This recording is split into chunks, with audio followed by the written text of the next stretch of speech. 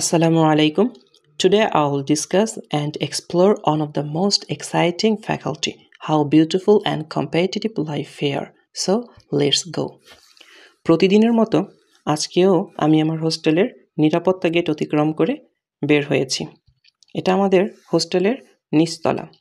এখানে মূলত 15 থেকে 16টি জাতিসত্তার পতাকা রয়েছিল।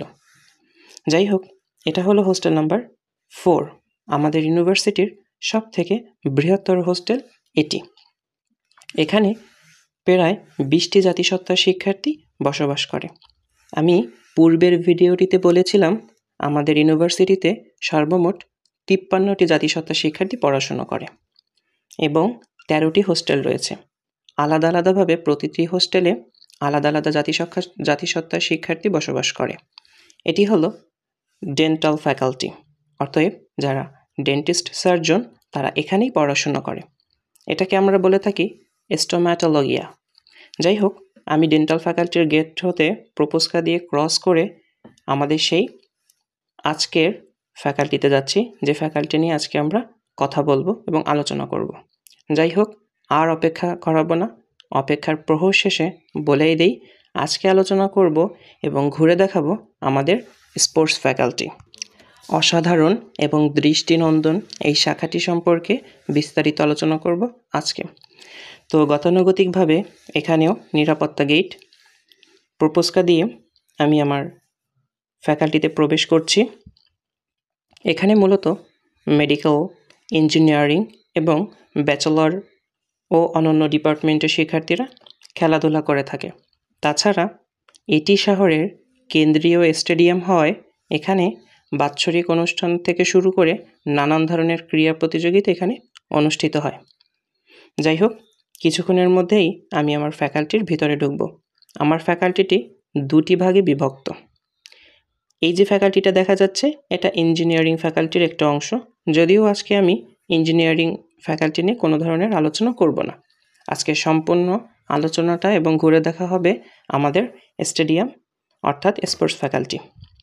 তো আমি ইনডোর স্টেডিয়ামের মধ্যেই যাচ্ছি। এটা আমার স্পোর্টস ফ্যাকাল্টির প্রথম অংশ।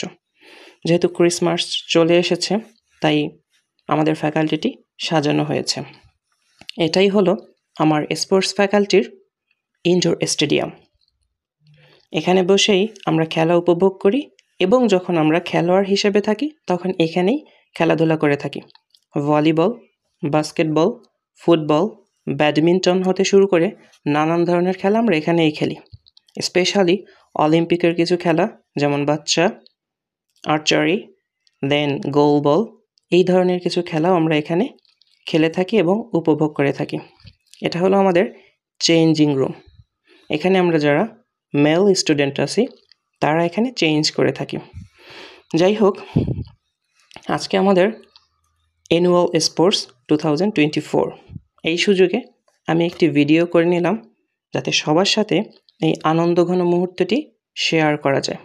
যদিও গতানুগতিকভাবে আমি সবার আগে চলে এসেছি, তার কারণ হচ্ছে শেষের দিকে আসলে ভিডিওটা সম্পূর্ণ ক্যাপচার করা যাবে না। যাই হোক, এগুলোই হচ্ছে আমার ইউনিভার্সিটির অর্জন।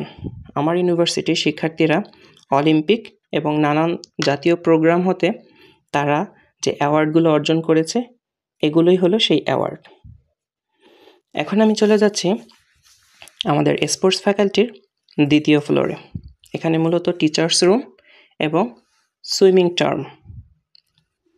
আমাদের স্পোর্টস ফ্যাকাল্টির সকল টিচাররা এখানেই বসে, আর এটা আমাদের সুইমিং টার্মের একটা অংশ।